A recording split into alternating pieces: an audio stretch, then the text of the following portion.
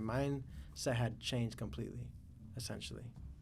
And it's difficult to go through that, especially being someone who provides a service for people. Because to them, it's like, well, I'm trying to do this, job with you, or I'm trying to do this with you, and I'm trying to do that with you. I'm like, how come you're not dropping no shirts? How come you're not doing that? Like, and it's like, because I'm not doing it for you guys no more. You know what I mean? I'm doing it because I want to do it, and I need to do it because I want to do it. And if I don't want to do it, I'm not doing it. And that's just point blank, period. And it sucks to think that way, because essentially it's like sometimes you get to a point where, like, all right, well, you never thought you'd get to a point where nothing else mattered. But when you get to that point, it's like, what did I work hard for all these years? What was the point of that?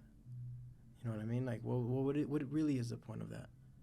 If the shit that mattered to you are going to be gone, or like they're not going to be there no more type shit.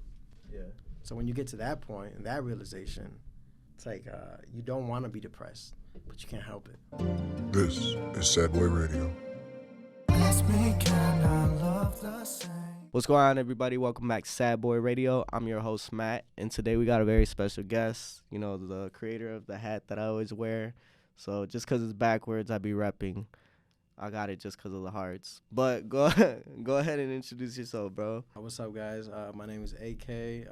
My actual name is Aldrin. Everybody calls me AK. I started ENTLD Chicago, the clothing brand. I also own Casa Silk Screening. I forgot to mention, he made my sweaters. So that bunny you see all the time, he's the one that fucked it up. Nah, I'm playing. Look at that, see? I'm playing. Nah, if you ever need work, make sure you hit him up. Definitely some quality shit. I appreciate you, bro. Honestly, like, that was my first merch, right? So I really appreciate, you showing love. And especially when I first met you, I literally met you the week after I had gotten the sweaters. Right, yeah. So fucking, I'm in the shop and I just see the hearts in the hat and I'm like, damn, I gotta cop that shit. Love, bro, love. Before we get into it, guys, make sure you go ahead, like, comment, and subscribe. Today we're gonna be talking about a lot of shit. He's another Los Desvelado. And on top of that, there's just a lot of mental health shit that I think would be good for everybody to hear. So go ahead, drop a like, comment, subscribe. Getting into it, right? We're just going to hop into it. Why ENTLD, bro? What inspired ENTLD and the name exactly, right? So ENTLD, originally, I used to always see everybody, when you think of the word entitled, you just think, a rich kid, somebody who got everything, right? And a part of my life, I kind of was just like, why the fuck don't I deserve that? Why the fuck don't I, why can't I have the same things? You know what I mean? Mm-hmm. And then it kind of dawned on me and it hit me and it was like, well, before me feeling like I should deserve these things, I got to feel like I actually deserve them. It's a feeling. It's like almost like you're not really going to work towards something that you don't think you are. Mm-hmm. You get what I'm saying? Mm-hmm. First, you got to believe it. So to me, that's kind of what ENTLD was. It was one of those things where it's like to promote your self-belief, to create your own rules, no matter where you started, where you were. So it's like, I used to look at, everything that I wanted in life, and I was like, you know what? I'm entitled to it too.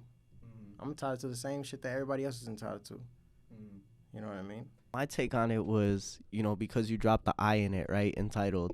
I was like, the I is missing, so... Oh, when the ENTLD? Yeah. This was just me thinking, right? When I was writing that outline, I'm like, why the fuck did he choose the spelling of ENTLD, right? ENTLD. And I'm like, entitled, well, he's missing the I, right? I'm not entitled because, it could be for multiple reasons, right? Just like you said, you think of that spoiled rich white kid, right? That's not you. You're not from the, the rich neighborhoods. But this is what I'm saying. This is what I think about it. Like, it's like, why do people go after their dreams? Mm-hmm. Right? Because in the most basic sense, they probably believe that they can actually achieve those dreams. Mm-hmm. Why do people in the hood stay in the hood all the time? Why do we stay doing the same shit that we do? Because in our subconscious level, we don't actually believe we can do those things. Mm-hmm. You know what I mean? And until you actually do believe that you can actually do those things, right, then you're actually going to make the attempt to try. Mm-hmm. And I think that was my biggest thing, was it's like, everybody I grew up around with, like damn near my entire family's immigrants. So it's like, I seen my family do fucking miracles.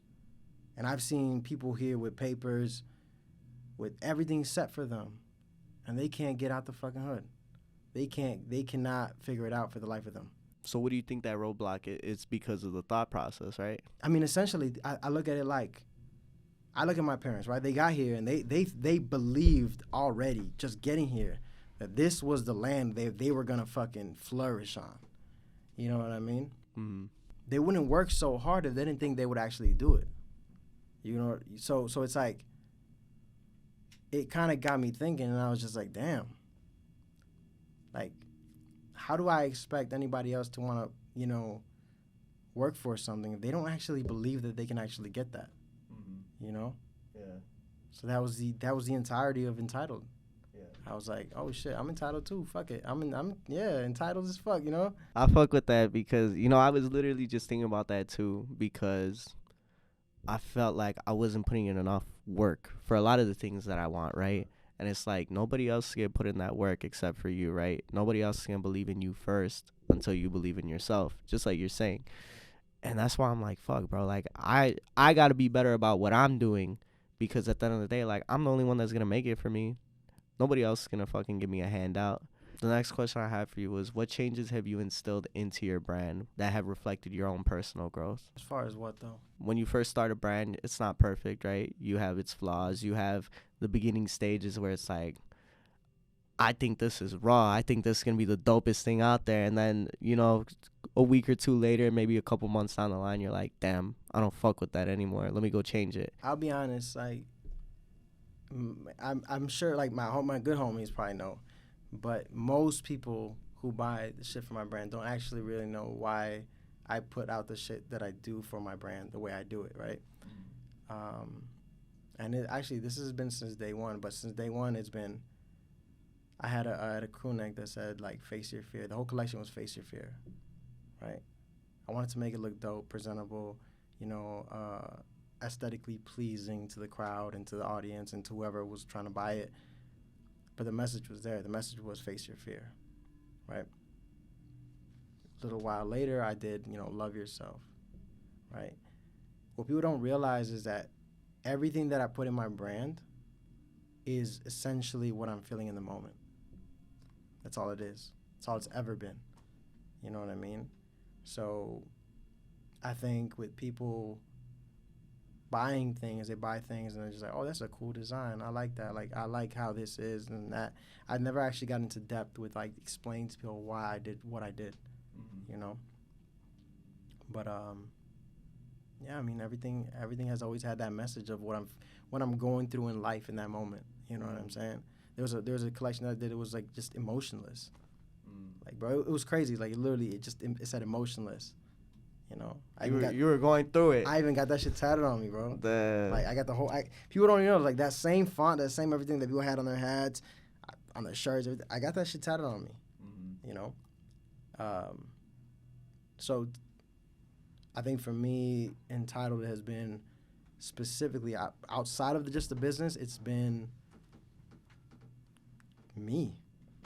You know, everything that I'm feeling, everything that I'm going through, everything that I'm, you know, dealing with in my life, that's what Entitled is. The face your fear, right? Where did that come from? Like, where are these emotions exactly coming from, right? What are the experiences that instill this? So we'll start with the face your fear, right? What situation instilled that? So face your fear was essentially came because I had been screen printing at that time by, like, maybe a good 6 years, something like that. I mean, my homie Dave, we started hanging out. We started just kicking it at the shop. He'd come by, we'd print some stuff, boom, boom, boom. And then one day, you know, he has a clothing brand, so shout out to Slackers clothing brand. And one day, like, we're just talking, and I was showing him designs, and some of these designs date back years. You know, like, talking about years, bro. Mind you, my pops has been screen printing for more than 25 years. I've been in the game, like, printing myself since I was, like, 16, 17 years old, like, full on. So he was always just like, bro, we have a whole brand.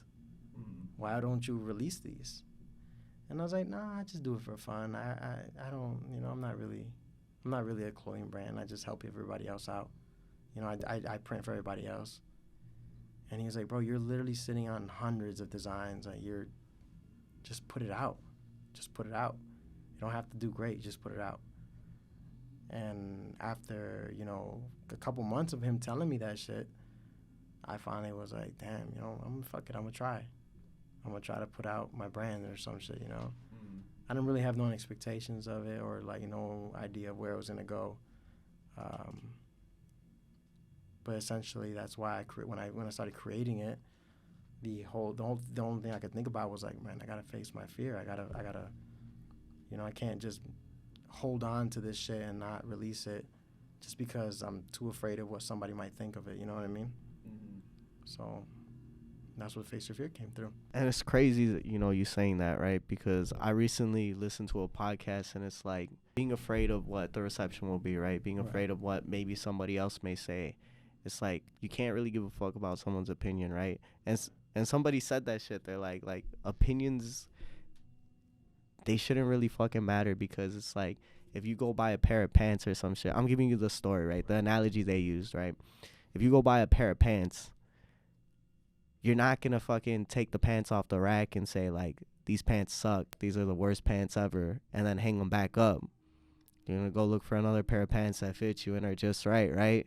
So it's like, why do people hate on shit that's not for them? I think it's easy to criticize when it's something that you either have aspired to do, wanted to do, or think you can do better. You know, it's easy to criticize. It's easy to say something. You know, like, I always look at it like, and mind you, I should know this because of business, but it's like when you're screen printing, right? People tell me, oh, why don't you just use this? You know? But it's almost like you're discrediting all the years I have with screen printing. If it was that easy, I would have done it. It's not, right? And it's not to sound rude or sound, you know, bogus or anything, but I tell you, I'm like, no, I can't. It's not that easy. Like, I have to do this, and I can't do this because of this reason and this reason and this reason and this reason. And to them, it's just like, oh, well, why don't you just, you know, like, let's say you're missing something, like, or why don't you just buy it? Why don't you just do this? And it's like, you know, if I had the money, like, if it was that easy, I would. Like, people don't really understand. It's easy to look from the outside in. It's hard to actually do it. And I think with a lot of people, especially when it comes to, like, starting clothing brands, because that's like my forte, right? So especially when starting clothing brands, I feel like people have this idea where it's like, oh yeah, I'm gonna come up with a design, I'm gonna put it on a shirt, and then I'm gonna put it out, and that's it. And they don't even realize the amount of work that they just, you know, sign themselves up for. There's so much that goes into it, so much, from production, from marketing, from just, like, promotion, detailing, like every little aspect that you want to do. There's so much difference. People don't know, you know, like, it's like I tell people all the same time, it's like printing a white shirt and printing a black shirt is completely different. It's a white canvas, it's a black canvas. Printing 300 shirts and printing one t-shirt, completely different. But you know what's crazy? It's like in screen printing, if I were to print 300 shirts, right? It takes me the same amount of time to set up to print 300 shirts as it takes me to print one shirt. So people say, oh, it's just one shirt. It's not just one shirt. You know how many hours I got to take to get everything ready to just print that one shirt? The same amount of time it takes me to set up 300 is going to take me to set up one. Some of these things, I think we don't talk about it because it's like we know already. We know what the fuck we're doing. But that's why people criticize, because they don't know. They don't know what goes into the fucking work that we do. To them, it's just, you know, they just see it. They either like it or they don't. That's the thing with any type of art, right? Creative decisions, right? Let's call it creative decisions. Every time somebody makes a creative decision, somebody's going to have a question of, why'd you do that? Why didn't you do this, right? And just like you said, nobody really knows those countless hours that go into the work. No one knows the countless hours you spent trying to fucking learn the craft in general. So I get what you're saying, right? The discredit, like, damn, you're just like discrediting me as not only an artist, but as a professional, right? As somebody who does this for my job. I mean, you get over it after a while. You start realizing that people's ignorance is not based on what they think of you. You know, it's just what they think of the situation or the actual, process of it. And until they actually get into the process is when they start to realize all these things. That's when they realize, like, this shit's a lot harder than you would Right. actually think. So for love yourself, why love yourself? Shit, because motherfucker, love yourself. Why wouldn't you love yourself? Did you hate yourself before or what? I don't think anyone wants to just out there say it that they hate themselves, but I think to a certain degree there's a part of you or part of each of us that we all kind of hate at some point in our lives or another. And I think that's a spot that nobody really wants to talk about because nobody really wants to go there. Nobody wants to admit that they're not completely happy with themselves all the times, and it's hard. It's like, okay, we get it, we're not perfect, but like, why don't I love myself to that point? You know what I'm saying? You choose to do certain things to avoid problems, to avoid feeling certain ways and this and that, and I think choosing to love yourself is a very, very deep and conscious choice. And it's something that's hard, a lot harder than people think, like people, I think it's like, all right, yeah, everyone knows you should love yourself, right? That's a fucking common thing. Everybody should knows that. But does everyone do that? Like every day, do you wake up and be like, I love myself? And I promise you, most people don't. Most people don't wake up and say, hey, I love myself today. I feel happy. That's not true. And I think it's just bringing like light to all that shit. It's not, like some people have very difficult lives, very tough time just waking up, just literally just waking up, just fucking wake up and get ready for whatever the fucking day has to come to offer, And to other people, it's just like, damn, bro, it's just the morning. You just woke up. It's like, no, people don't get it. Like, some people have a hard time just doing that. So it's like, it's a reminder. Do you feel like that was you? You feel like that was the position you were in? I think, to a certain extent, people around me. Dealing with your mental health is one of the hardest things that you have to deal with, right? Especially when you're fighting those battles that nobody realizes, that nobody thinks about. I talk about this with my mom a lot of the times, right? Is because everybody is going through something and nobody really knows what that thing is. You just kind of have to assume, but the reality is nobody thinks about anybody else except themselves, right? We want to think that we're like perfect people and we think about people and, we advocate for all these things, mental health, all these different things that seem like the right thing to advocate for in the public eye, right? But a lot of the times people don't live by those standards. People don't live by what they preach. And that's why it's kind of hard to deal with mental health. It's because, like, you really don't know what the fuck I'm going through. You can't sit here and tell me, like, I'm okay when deep down I'm going through it. You don't feel okay. And that's the problem, is a lot of people want to act like they can save you or they can save themselves, when at the end of the day, like, that's not true, right? A lot of people just need help. A lot of people just need that person to say, like, it's okay. But not everybody does that, right? And that's why I think that that's so beautiful that you said, love yourself, choose to love yourself, because every day it is a battle, right? I've definitely had days where I think it was like last year, low-key, where I wouldn't be getting out of bed till like, I don't know, probably 12, right? That's not like late. No, it's late, bro. It's not like late, right? Some people don't go out of bed till like 2, 3, 4, right? Because they're so down. Here's my thing is, I would stay in bed and just be on my phone. Because you know yourself, and you know that's late for you. Whether it be 12, whether it be 10, whether it be 2, whether it be 4, whether it be fucking whatever time it is. You know yourself, and you know how that's not normal for you. You know what I mean? It's hard to get other people to believe that. Mm-hmm. You know, I could sit there and be like, I don't feel okay. But people look at you and I'm like, why? Mm-hmm. Like, you got money, you got food, you got a crib, you got everything you need, right? Mm-hmm. And you can sit there and be like, I'm still like, I don't feel okay. And they're going to look at you like, well, that doesn't make sense. And how do you expect people to understand that? I don't think anybody wants to feel that way or chooses to feel that way, right? They just cannot help it. And I think, shit, if you were to tell everybody, man, if I were to choose to be happy, if you told me I could choose to be happy and I'd be happy right away, you think I wouldn't do that? Mm-hmm. You know what I mean? Just something you can't.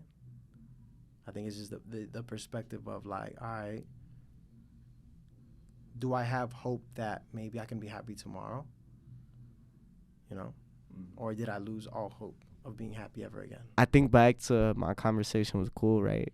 Where he says that, you know, man, that's one of my favorite too, is when he's like, don't ever fucking ask me if I'm happy. Happy was ruined for me a long time ago. Those are the words of somebody who's, you know, been hurt, of somebody who can't feel that feeling anymore. And, you know, you could definitely find joy in a lot of things. But when you have those holes, we're going to get into that, right? When you have those holes of emptiness and those holes that can't be filled, they're unfillable. It's like, damn, like, there's nothing you could do, right? The reason I asked you that question about, like, what changes you've instilled in the brand as you continue to grow as a person, right? It's because your art changes with you. Your art grows with you. And that's the theme I've talked a lot about. Look at all these rappers when they first came into the game, right? Like J. Cole, Big Sean, Kendrick Lamar. Kendrick Lamar, yeah, sure, he was rapping about some social injustices, but he was also talking about his past and, like, more street shit, whereas now it's like more political. Let me be poetic with it, right? His delivery and everything. J. Cole did Power Trip, right? Then J. Cole transitioned to making a whole concept album on his friend who passed away. I think that the biggest example is Ed Sheeran, right? Ed Sheeran did an interview where he said that if I made the same music that I made 10 years ago, who's going to relate to that? The same age group that I made the music for in the first place? No, those people that were fans of me, they've grown up too. When Ed Sheeran first came out, you know, he was singing about relationships, one night flings, and all these things that you go through in your early 20s. Now he's got a whole ass kid, so he's singing about a kid and those life experiences of losing people in your life that are very important to you. You know, I always say this to people. It's like everybody wants to be authentic, right? But authenticity is whatever you are. You know what I mean? Mm-hmm. Like, if this is what I'm going through in my life, it doesn't matter if somebody else has also gone through the same shit in their life. You know what I mean? Mm-hmm. I'm telling it to you in my perspective, in my eyes. Mm-hmm. And that people, I think, have this weird-ass conception where it's like, all right, well, you know, I don't want to copy him because he just did this, right? He did something that has to do with this. You know, he made a design or a song or a fucking, you know, a shirt or some whatever fucking case, right? I don't want to do it because he did it too, or he did it at the same time. What the fuck? What if you guys are both going through the same exact thing? Mm-hmm. You know what I mean? That doesn't devalue your authenticity to what you're feeling. You know, and I think that people gravitate towards being able to, you know, connect with whoever or whatever they're buying or whatever they're trying to listen to. And it makes a very big impact. You know what I'm saying? Like, because, I mean, when I did Love Yourself, bro, like, I don't know if everybody else loved themselves. I didn't give a fuck if anybody else did or not. You know, to me, it was like, this is what I'm feeling. This is my art. I'm going to put it out. You either liked it or you didn't like it. You know what I mean? And I think it's really easy to get caught up in the, oh, I don't want to do that because somebody else just did that. You know what I mean? Mm-hmm. But it's like they didn't do it like you would do it. Mm-hmm. You know, you got your own view, your own. You're your own person. That's what makes it authentic. Mm-hmm. Even if it is essentially the same message, you know, you can't be afraid to put out that message because maybe somebody understood it through them, but maybe you'll get somebody to understand it through you. And you know what I'm saying? Like, not like, it's like saying, like, you know, I always look at it like this, right? We all listen to music, right? And why do we listen to one artist over another artist? And if you listen to the songs, it's like, damn, they're actually talking about the same damn thing, same concept, same struggles that they grew up growing up, struggles that they did this, struggles that, or whatever the case of the song is, right? But why does one person gravitate towards one song over the other? Because of the experience that they talk about. Yes, the way they're able to to get it. Like the same thing with school, right? Like, you know, I might go to school and you might learn by fucking watching the teacher talk and lecture and shit like that, right? But I might not learn like that. I might learn by having a fucking, you know, drawing laid out for me. So it's just like, it doesn't make me any less smarter, you know what I mean? Or it doesn't make me dumber. It just makes me me. You know, like, I learn like this. I get things like this. You get things like that. It doesn't make us any different besides the fact that it's like, you know, you get it your way, I get it my way. Yeah. So it's essentially, that's all it is. And I think that's why, especially like for me speaking on clothing brands, it's that. You know, a lot of clothing brands have this idea where it's like, no, I have to be different. I have to be, but it's like, you're trying to be so different that you're not even being you. Mm-hmm. You're not being authentic to what you're going through, what you're feeling, what's real to you, because essentially that's all it is. Mm-hmm. You can't bash on something that's real. So with that being said, right, you know, you're so much more than just a clothing brand, though, right? You're a painter. You do other shit as well artistically, right? Your art is obviously an expression of who you are, right? And it's an expression of the shit that you're going through. More so, is it medicine for you or a distraction? I would say my art is a release. Mm-hmm. Sometimes it is medicine. Sometimes it is a distraction. It depends on what I need in the moment. You know, I think I've tried to force things where it's like, okay, I'm feeling some type of way, but I want to create art, but I can't. I just mentally can't. I can't fucking, you know, because I'm trying to use it as a coping mechanism, right? So then I realized, let me sit back. And then when I sit back, I'll just start trying to create something random because I don't give a fuck. And then I realized, like, all right, cool, this is going to be my distraction for now, right? But that distraction is also a part of, like, what you're feeling because you need it. You know, I think it's, like, the same way people can sit there and, you know, okay, I know I need to be productive. I know I need to get certain things done in the house, right? But shit, dude, I just want to watch fucking TV. I just want to sit down and binge watch a fucking Netflix show and not think of anything else that has anything to do with whatever chores or responsibilities I have to do in that moment. But that's also authentic as fuck, because that's who you are. You're trying to have peace for a little bit. You know, you're trying to distract yourself.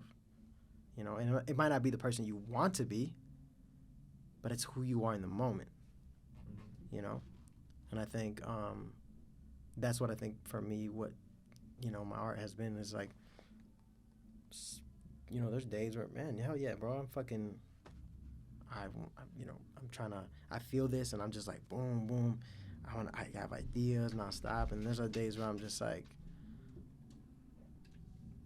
I'm just bored as fuck. I'm just going to create some random shit, you know. But in that randomness, it's like, it kind of like, oh, that's kind of what I was feeling.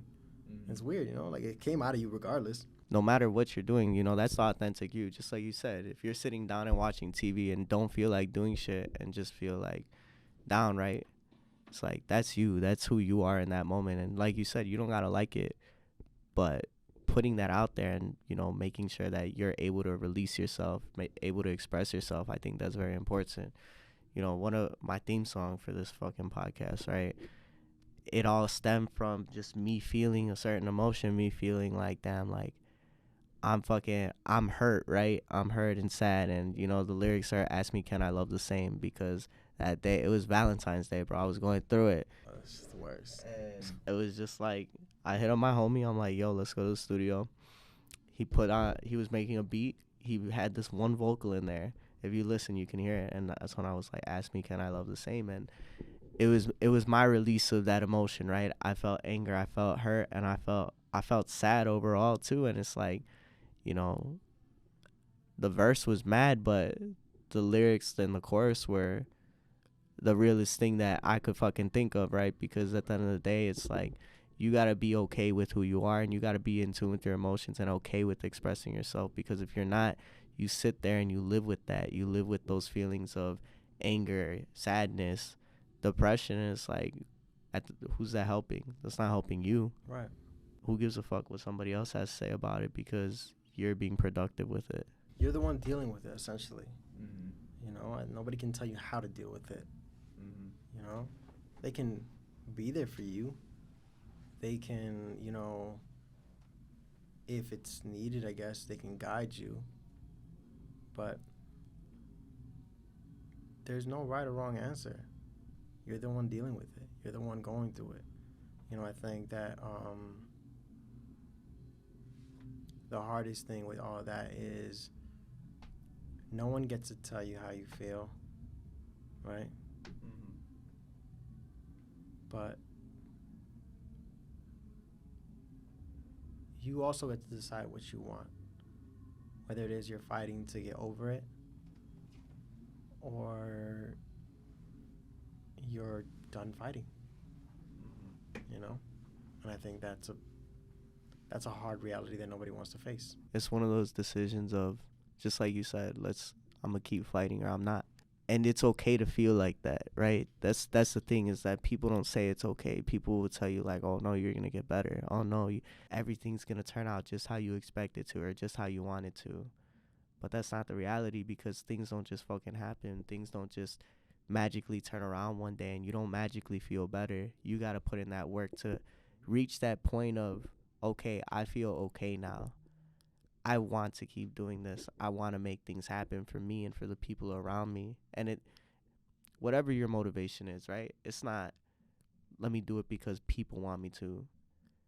You could do that for so long until one day it's like, I need to want to do this. Otherwise, I can't anymore. Shit, that's kind of what happened to me. You know, I think for a long time, people have known me as like, oh, he does this, he does that, he can offer this and this. And mind you, I love it, bro. I love what I do. I love what I love my business. I love my family. I love my clients. I love everything that I do. I never thought I'd get to a point where like I had got to a point where like nothing mattered anymore. You know? Everyone's telling me, but like, damn, but that's your business. But that's your money. That's how are you gonna, I'm like, you think I don't know that? I know that. That doesn't change how I feel about things, because I stopped thinking as things as like, this is what's fulfill me or gonna, like my mindset had changed. My mindset had changed completely, essentially. And it's difficult to go through that, especially being someone who provides a service for people. Because to them, it's like, well, I'm trying to do this, job with you, or I'm trying to do this with you, and I'm trying to do that with you. I'm like, how come you're not dropping no shirts? How come you're not doing that? Like, and it's like, because I'm not doing it for you guys no more. You know what I mean? I'm doing it because I want to do it, and I need to do it because I want to do it. And if I don't want to do it, I'm not doing it. And that's just point blank, period. And it sucks to think that way, because essentially it's like sometimes you get to a point where like, all right, well, you never thought you'd get to a point where nothing else mattered. But when you get to that point, it's like, what did I work hard for all these years? What was the point of that? You know what I mean? Like, what really is the point of that? If the shit that mattered to you are going to be gone, or like they're not going to be there no more type shit. Yeah. So when you get to that point and that realization, shit's crazy, dude. It's like you don't want to be depressed, but you can't help it. What was it that you felt was going to make you happy, right? Because you, like you said, you had all these things, and all these things that you felt like would make you happy, they didn't anymore. Hope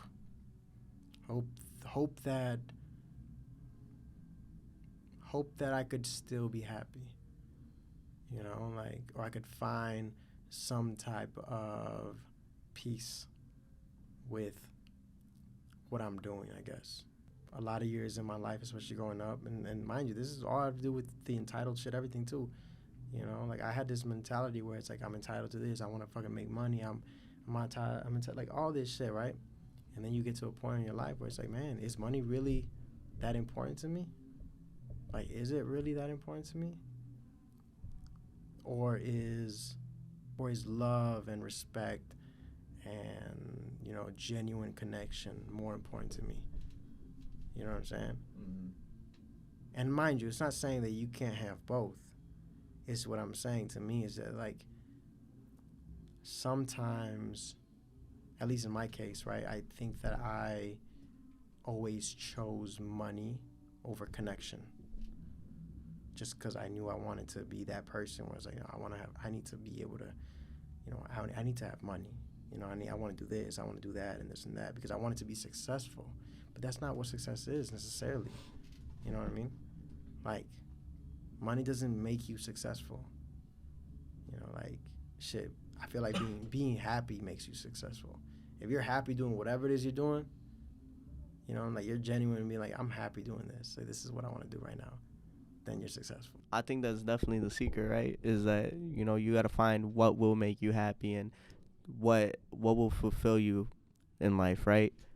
I think that's the misconception, that people take these materialistic things, or they have these ideas of what's going to make them happy. Like, you know, just like we were talking about fame, right? My first episode was, would you want to be famous? And I made that a year and a half ago. And at the time, I was like, hell yeah, I want to be famous. Hell yeah, that shit's going to make me happy. Being known by everybody is going to make me fucking happy, right? And then you learn, you start to realize, like, these people don't love me. Just like you said, these people don't love me for me. They don't love me for who I am. They just really do love me for what I do. And that's never going to change, because now I'm this person that is going to continue doing what I do. And people are just going to continue to love me more and more for that.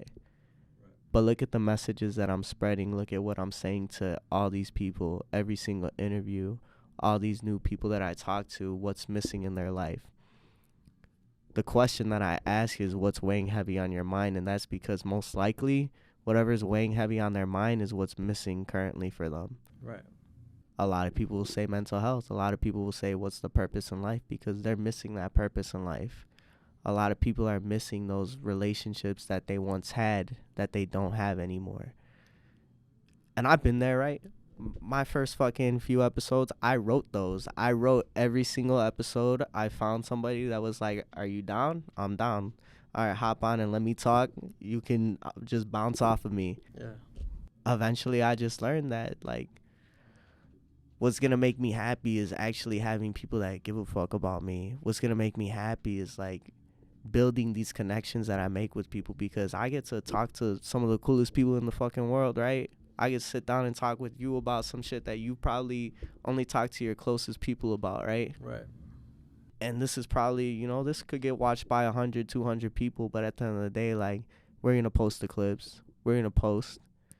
People are going to see what you felt. Nobody's going to reach out to you. And that's the sad reality, right? One second, my bad. You don't expect people to reach out. That's the thing, right? It doesn't matter if they do it, because to you, this is what you feel, and it's good to be able to do it, right? But that's what I'm saying. Like, you could say you could say anything. Your art can express whatever you want. And people will resonate with it, but nobody's going to ask the creator, damn, what the fuck? Why'd you make that? What are you going through? And just like we said, it doesn't matter. It doesn't matter who asked it, but it's still like nobody's listening. I think it's not, I mean, like I said, it's not that nobody's listening. I think that everyone is stuck in their own way, their own personal hell to a certain degree, being honest, right? It's hard to, I learned it the hard way. Like, it's hard to sympathize with someone when you're going through a lot of shit yourself, right? But it's like the saying goes, right? Give that person their flowers when they're here, not when they're gone. Because when they're gone, now you want to fucking remember all the good times. Now you want to remember all the fucking shit. You remember all this shit, right? But you can't do nothing about it. And then you start to realize that it doesn't take a lot out of you to do the bare minimum, right? And I think that's one of the biggest things that I see with everybody right now. It's like everyone goes through shit. I would never sit here and be like, what I'm going through is harder than what you're going through, because it's not. You know what I mean? Everybody has their own way of viewing things, their own way of fucking feeling things. You know, whatever it is they're going through it. The difference is that just because we're going through it doesn't mean we can't empathize with each other, we can't sympathize with each other. You know what I mean? I think that's what's lost so much in between ourselves. It's like we go through what we go through. We feel it so heavy that we forget to realize that there's so many people around us that love us, that if you were to tell them, hey, bro, you know, I love you, I miss you, like, I hope you're good, you probably could have changed that person's entire day, right? And I know it sounds so crazy because you will be like, well, no one tells me that, right? And it's like, no one tells you that. Why? Because how many people do you tell that to? You want people to empathize to you and sympathize for your feelings and your fucking whatever you're going through. How many people have you empathize and sympathize for their feelings and what they're going through? You know? No. And I think that's makes a big difference. You know, like, you want that, first put it out on the universe. You know, like, if, you know, I like just even this last fucking birthday, bro, like, I got so many fucking messages. Bro, I got a message from you. And it's crazy. It's like, bro, we really don't know each other like that. I got messages from people that I really don't know.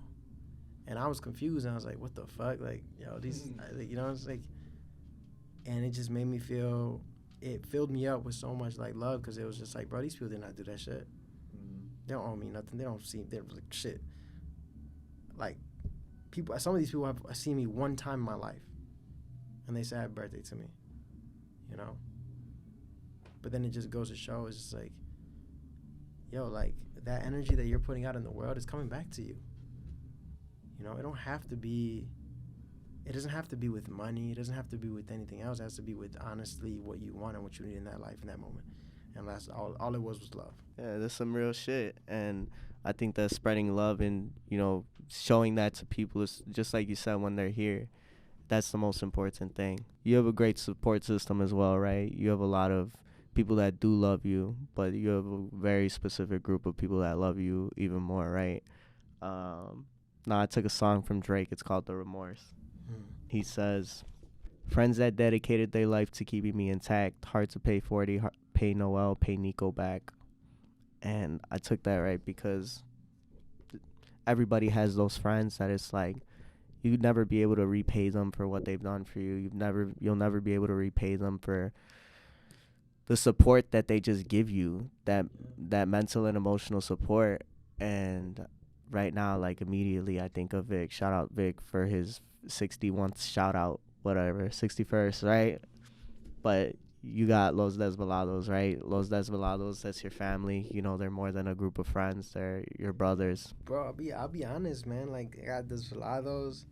Shit, my family just got 10 times bigger because, shit, originally, like I said, like, my fucking main homies and shit that I started this all shit out was shout out my boy Fresco. He's the first person that ever, like, really pushed me into this thing, right? So shout out my boy Fresco, put me on.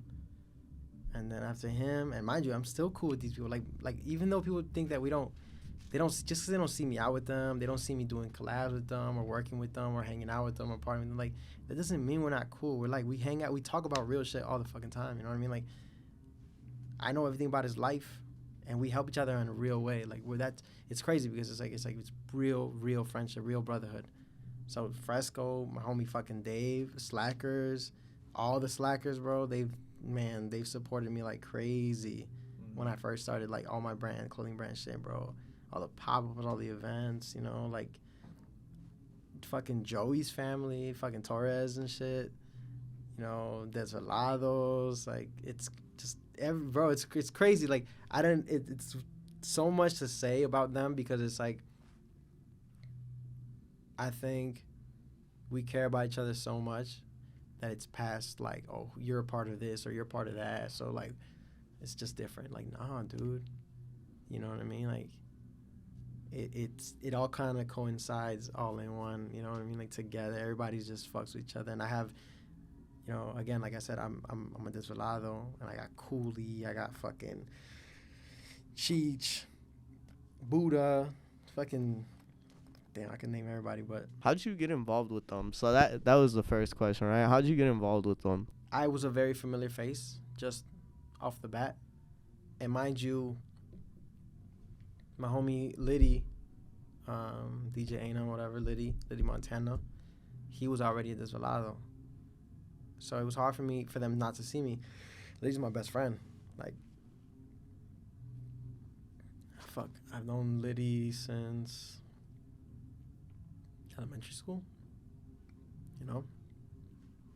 Like, bro, I'm telling you, when I say, like, his mom, fucking, like, that's my second mom, dude. Like, you know, like, that's my mom. Like, I mean, a lot of people could say they know Liddy, but not a lot of people could say that, like, they could just go to her crib and just hang out and, you know what I mean? Like, her mom knows my whole, like, my sister, everybody. We grew up together. We're kids. So it's like, Liddy was already a Desvelado, and they had no choice but to see me around everywhere they went. You know what I'm saying? And I think a part of that was also like them seeing me around and also seeing my boy Moon around. You know, shit. It's like it was a trio. It was like we came as a package everywhere we went, all the time. You know, I think, and I think that's what it was. And at the time, C's, he was also 3AM, and that started like a little kind of creative. It started as a graph crew, but then it turned into like a creative crew. You know. And then everybody was kind of doing their thing. Are you 3AM? I forgot. Yeah, bro. I think we had been doing this for years, man. We were kids. We were little kids, bro. Like, for real, we were kids. We were, like, fucking 15, 16 years old. And we kind of had this vision of, like, we all like what we do. We all, like, we're all into music. We're all into art. We're all into this. We're all into that. Like, fuck it. Let's just work together, take over. You know, obviously shit happened or whatever, boom, boom. But, again, that's how I met C's. And, like, obviously Liddy was my friend already, so it's like C's came in the picture. And then through them, I met, like, everybody else. And it's funny because, like, I already knew everybody else to a certain degree because we'd be at house parties or whatever. And I'd see them, but we never talked, you know? And it just got to a point where it's like, bro, we see each other so much. Like, we're around each other so much. Why the fuck should we not all just, like, be cool with each other, be part of a big-ass group together, you know? I think that's just how it came about, really, you know? So for you, how have they helped you deal with your tough mental battles? You know, shout out to a lot of them, bro, for real, because I think they've been there for me as far as I allowed them to be, you know what I mean? Whereas, like, I'm not a very open person. I don't really talk about what I'm feeling or what I'm going through in those moments, but there hasn't been a time or a day or whatever where if they saw some real concern, they didn't reach out. And they were just, you know, showing their love and letting me know that that they're there for me type shit. And I think realistically, I don't need more than that. I'm cool with that. The reason I asked that, right, is because, you know, like I was telling you earlier, there's a lot of holes within this group. And I feel like overall, everybody in the group has that missing piece in them, right? Cool mentioned his dad, Cease Days. Cease his dad as well. You lost your two best friends. I feel like overall that group, you know, even Santos, right? Santos, his dad's not able to be around. He didn't lose him, but he lost him as a presence around them all the time. And I feel like definitely all of you have this hole that, you know, it's not fillable. It'll never be able to be filled, but when you guys come together, you're all able to. We're there for each other, you know what I'm saying? Like, we're there for each other in that sense. The song that I took was from Nico Supremo, Gone. I mentioned this song a lot, but I love it because I think that it really does capture that feeling of when somebody leaves, right? It's just seeing you take your last breath. Now I'm lost. I don't see a clear path to move on because day to day I can't see your face. Rather be you than be me and switch places. And it's like, damn, like for real, like day to day I can't see your face. And that's just one of those tough things that you got to deal with. And for you, you said grief. Grief is something that's been tough for you to deal with, right? So first, I want you to share one of your, favorite memories with both Liddy and Moon. Me and my homie Matt pulled up to my homie Crystal's crib, or actually his crib, because they're neighbors. And we had brought some like Albanian dro, like your little kids. We were like fucking 13 or 12 or some shit. And we had some Albanian dro. But mind you, this is the first time I had ever took a Xan. So I had popped a Xan and I was already kind of feeling it, whatever. And then I had shown up to their crib and we were chilling in the fucking steps and we all started smoking, whatever. I ended up falling asleep on the fucking steps on the porch. Not like a porch where like, people can't get to. Like, bro, like right, like literally a random, like a regular house, their porch, right? Like I'm on the, like everyone can see me knocked out. Like everybody who drives past the fucking street can see me knocked the fuck out. And they left me there, bro. They fucking left me there. I woke up like at 2 a.m. and I walked downstairs. Everybody was knocked out on the couches and shit. I was like, bro, what the fuck's wrong with y'all? Y'all left me out here. How'd they leave your ass outside? Just on the porch? Because they tried to wake me up. I was high and I was off the Xan. Like I was gone, bro. Like gone. And none of them could pick you up? They probably could have, but they were just like, fuck it. Leave his ass right there. Like, it was funny as hell. That was one of the good times. If not that, bro, anytime we were at fucking Exit. What lesson did you learn from them, right? Either Moon or Liddy, and how do you carry that with you to this day? Before I tell you that, the best memory I have with Moon was a warehouse party that we went to where we took a bottle of Jameson and some Monster, and we got there and they like offered us weed, so we smoked, and then my homie's boy showed up and he gave his ex, so we rolled and we were all types of shit. And then I tried driving home. I drove over a median. He said I was too drunk to drive, so he's like, I'm gonna take the car. So I'm like, cool, I'm fucked up. So I tried falling asleep. He gets in the car, and when he gets in the car, he like fucking, those construction safety signs? He hit one of them. We were too fucked up to even care. We were just laughing a lot. One of the lessons that Liddy taught me was definitely like, I guess like don't close your doors. And by that I mean like, Liddy was the type of person, man, he was cool with everyone. He was cool in the sense of like, there's no real reason not to be. Like, you're only gonna get as far as you ask, and he really taught me to be very open to meeting new people and getting cool with them and being friends and being, you know what I'm saying? Mm-hmm. Because that's the person he was, bro. People loved him just because he was just an outgoing individual, bro. Like super outgoing. Talked to everybody. He was cool. Everybody, made everybody laugh. He was just the fucking best. And that was honestly one of the things he taught me, He taught me that, and always like, if you're doing something, bring your homies along. People don't know that Liddy was like, whenever I did a DJ, like an event, like any pop-up, any solo event or like a whatever, and when I did the fucking boat, whatever, Liddy was the entitled DJ.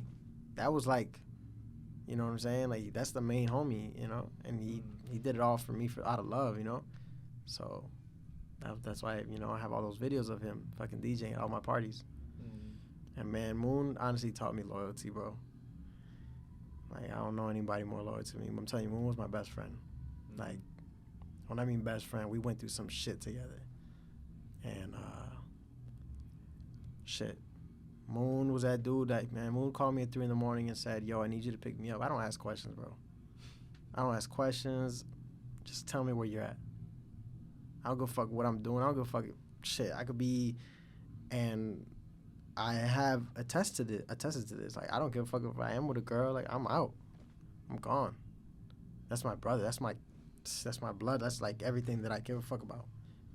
So, and it was always the same way with me. Yeah. You know, like that was my ride or die, no matter what. Sad boys, man. I've never been almost close to tears on this show until seeing you talk about these two, bro. And I'm like, damn, bro. Like, we've talked about a lot of shit on here, bro. So that's why I'm like, I could see it in you. You know what I'm saying? Like, I see that there is this hole, and this hole is obviously fresh, and it's not like it gets easy right away, right? I think one of the hardest things that I had to deal with in that time period, so a lot of people don't know this, but when both ENTLD and Moon passed away, I was also dealing with my dad, you know, and his cancer. So, like, this shit was just, it was like a fucking 3-in-1 package, bro. It's just crazy. Right after Moon passed, I had to have a really hard conversation with my pops, you know, and it was like, you know, like, what's gonna happen when he's gone? And I think that message or that conversation that I had with him kind of what spiraled like me to start questioning what life was supposed to be. You know, luckily for me, luckily for you know, and for him, you know, in January of this year, his cancer went into remission, and he's okay now.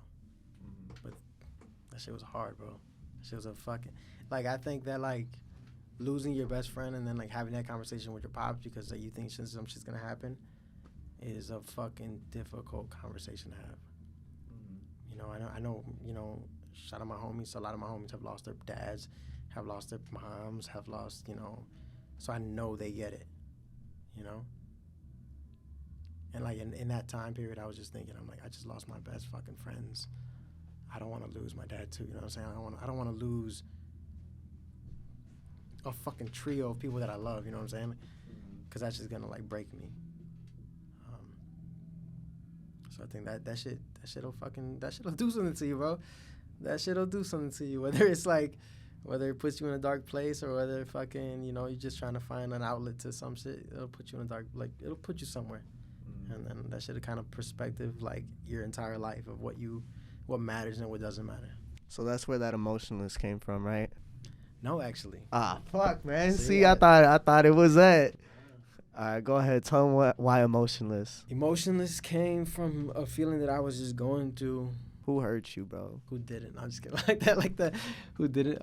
Nah, you know what? I've made a lot of mistakes in my life, and I take full responsibility for all those mistakes I made in my life. You know, people I hurt, people I've done, you know, shit to, relationship-wise, friendship-wise, all that type of shit, but... We all did. Take a shot for that, bro. Honestly. While I pull up a lyric. For sure.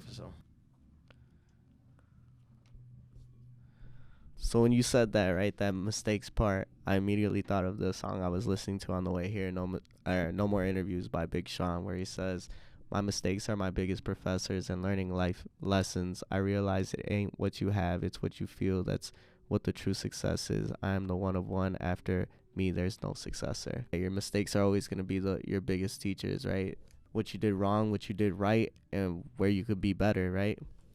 But go ahead, finish that emotionless thing real quick. The thing with the emotionless thing was just a feeling that I felt as far as, like, feeling numb. I had gotten to a point prior to, I mean, everyone faces their own fucking demons, right? Their own fucking addictions and shit like that.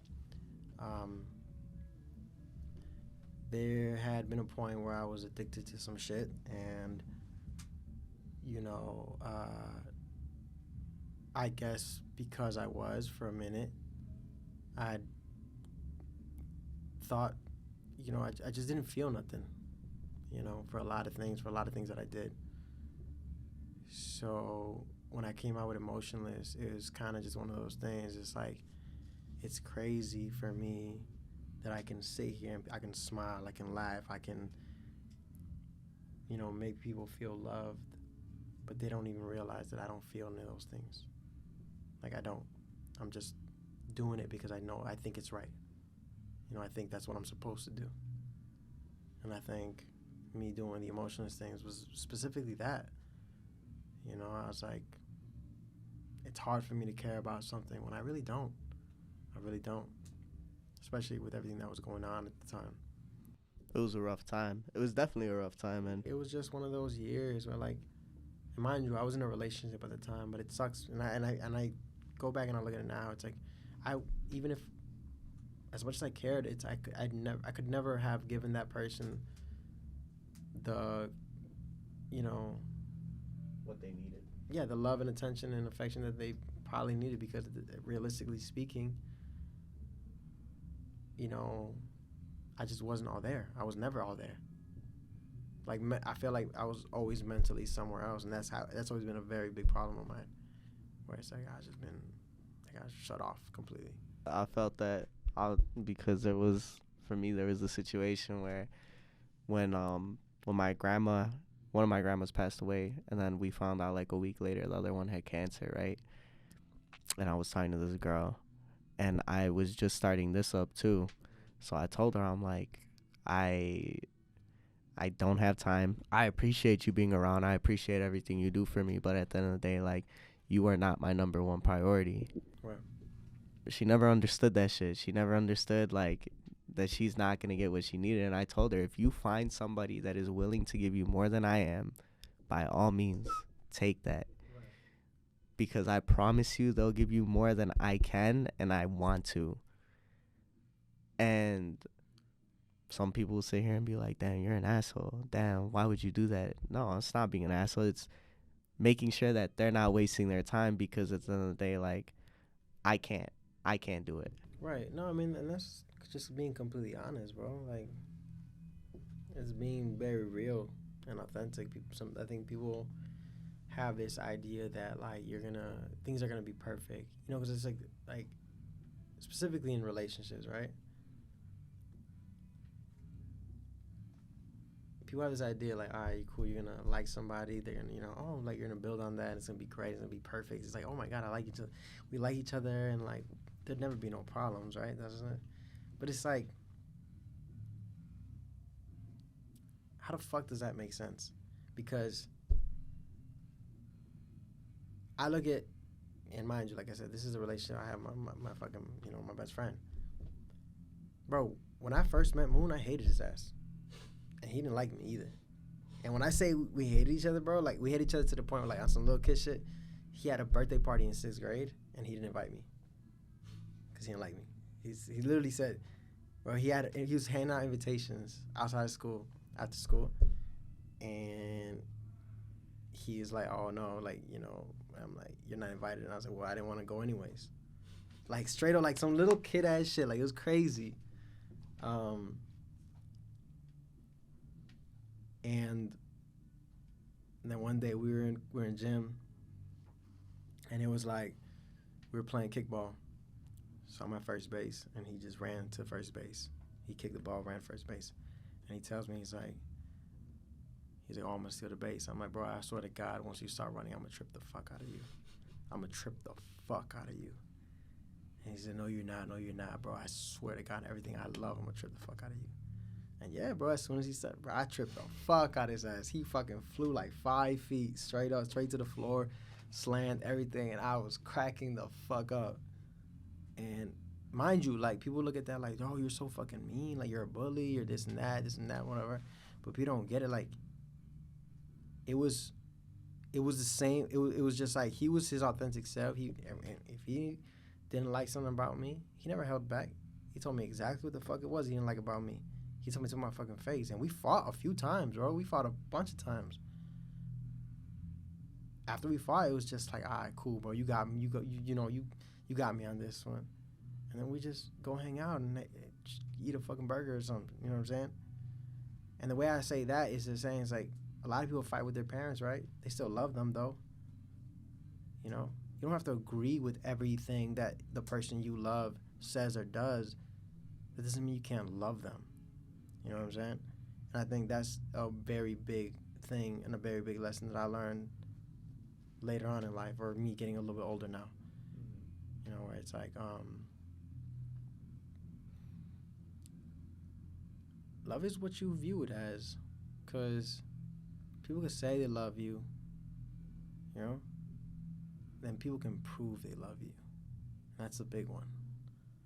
You know what I'm saying? Like, a lot of people can say oh yeah, I love that person, or I love this, I love that. Other people can prove they love you because they don't miss a fucking day. They don't miss a chance. They couldn't fathom, like, not being there for that person. And I think that's when I started to, you know, really realize and take people's words and actions for two different things. You know what I'm saying? Like, I have a lot of people, you know, people are cordial, people are nice, and that's cool, you know, but it's their actions that really fucking matter. It's that action of, like, yo, like, are you gonna be there for me even when, you know, I don't need you to be, just because you want to be, you know? Then that's just like, damn, okay, cool, that's the level we're at, you know? And I just take that for face value, really.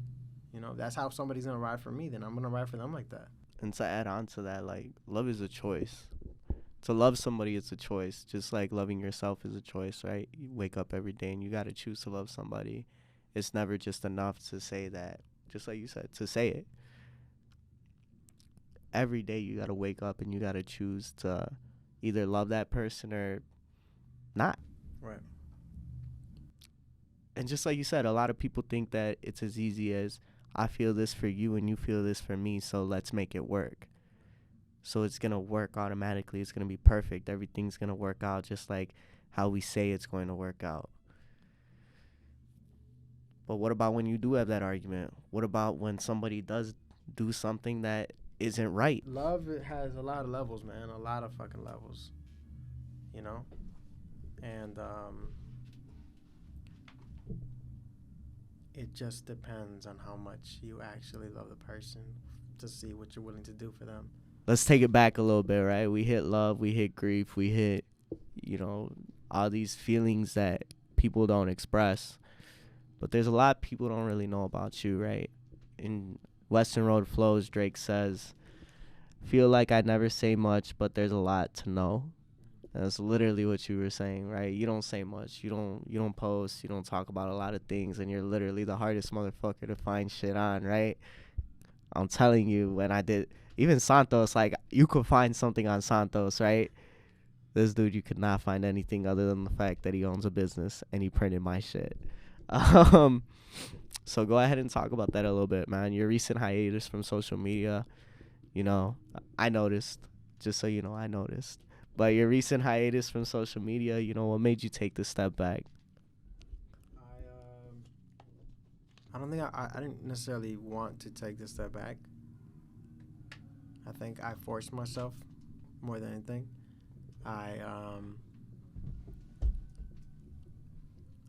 found a lot of shit overwhelming, like, whether it be work, whether it be the brand, just even this. I'm talking overwhelming to the point where, like, even the smallest interactions was like knowing that I had to respond to somebody because they, like, you know, they said my shit was dope, and I just couldn't find the energy to respond, to be like, thank you. You know, it made me realize that, like, as shitty as I felt, you know, I had to get myself all together because it started to affect,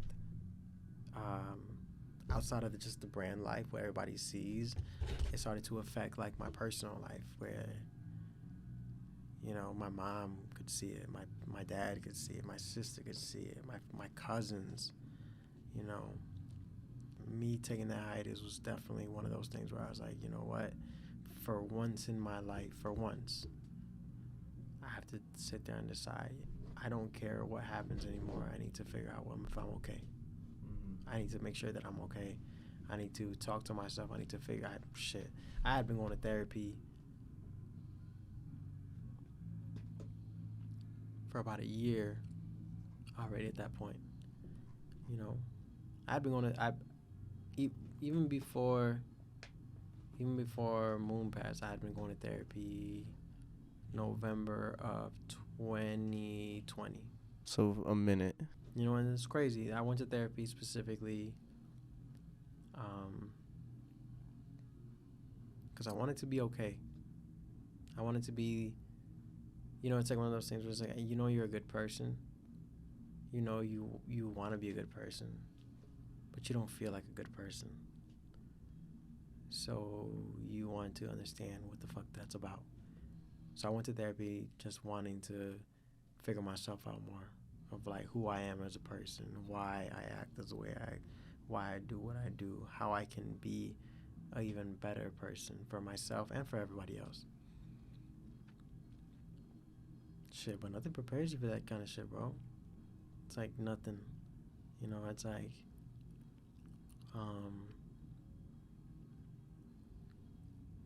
losing my best friends, I think that I didn't get a chance to mourn them only because when I lost Anum or Liddy, the first thing I could think about, I was like, man, I gotta make some shirts to raise up some money for his mom. You know, like I gotta be there for his mom as much as I can. You know, like mind you, I know that to everybody else, it's not.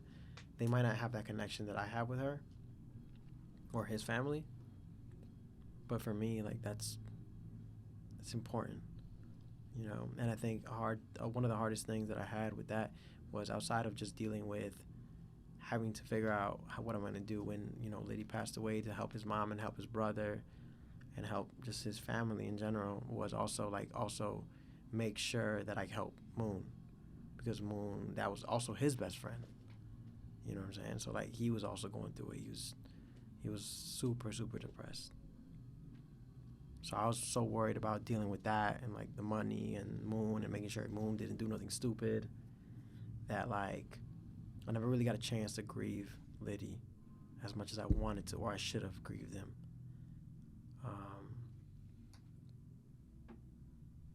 Fast forward, you know, Moon passes away. At that point, I just feel like, shit, everything's lost. You know, like I'm over here trying to make sure that I'm good for everybody else. I lose Moon. I'm just like, I don't know what to do no more. That same period, same week, you know, my dad has that, you know, issue with the whole cancer thing. And it had just gotten horrible. It gotten worse. I was going to the hospital every week. And, you know, it got weird. Like, no son wants to have that conversation with their dad. Like, you know, we're like, all right, Miko, like, if something happens to me, I need you to do this. I need you to take care of things. I need you to, you know, it's like, it's crazy because it's weird, but it's like, nobody's prepared for that. Nobody's prepared for that realization of like, holy shit, like this can actually happen. Another very, very, very important person in my life passed away. He was actually the grandfather of my ex. It was the first serious relation that I had ever had. Essentially, I had been in a 9-year relationship at that, you know, with that girl, and her family was very important to me. And her grandfather passed like a few weeks, maybe a month after. And they had contacted me to be the pallbearer, because he, you know, that's what he would have wanted. You know, mind you, she has a boyfriend and everything like that too, right? So he was also a pallbearer. But it's out of respect, you know. Like I had been around her family for so many years, you know. So that was another whole fucking thing. I was just like, holy shit, like this is not getting any fucking better. So by the time it came to 2022, and I'm over here like trying to drop things, trying to release items, trying to be super productive so that nobody can see, like nobody can, you know, I guess like trying to distract myself from what I was actually feeling. I got to a point where like I couldn't no more. And I had to literally just be like, you know what, that's it, I'm done.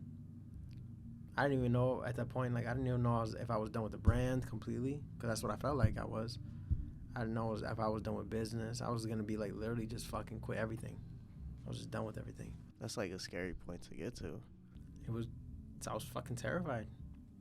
Just stopped giving a fuck about everything. Yeah, I think for like that point, I was just kind of like, I need time for myself. without expectations from people, without demands, without feeling like I owe anybody anything. Couldn't do it. So what would you say brought you out of that? I don't know if it was it the hope, or what was it that brought you out of that? My family, a lot. My hope. You know, like, I'm not a religious person. I tell this to people all the time. I'm not a religious person, but I pray a lot. I only pray because when I was younger, you know, I hated going to church.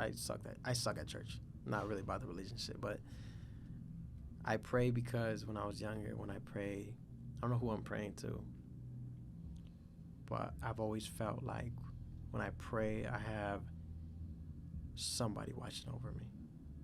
So, just prayed a lot, dude. Prayed a lot. I still pray every day. But a part of me believes that this isn't it for me. I've managed to be a support system for my family for many years. Be, you know, a rock for a lot of people. So it's like, I don't think this is it. I believe in myself a lot more than, you know, than not, I guess. So I think that, I don't really know what I'm destined for, but I know that I can give more. I'm thinking part of that's what keeps me so hopeful. Like, fuck it, like, I gotta keep going. Even if it's not like at the level that I can do at the times, but I gotta keep going. Can't just give up. That's where I'm at. I'm just going right now. It's such a powerful statement, right? That I want to end with that. I want to leave people with that message, and just so they know, like, you got to keep going, right? And it's not for anybody else, it's for you. Right, like I said, like I tell you before, like, people, man, shit, there's people that have it way worse than I do, right? I guess the difference between each person is how much hope they really have, how much they actually believe that, and it's crazy because it's like, as crazy as it sounds, it's like how much they actually believe that they can actually get out of that, you know? And the more I think about it, it's like, damn, that's all Entitled was ever been, you know, that's all Entitled ever was.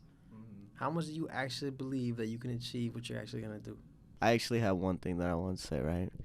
Is that there's a song that my boy made. His name's Aragon. I interviewed him early on.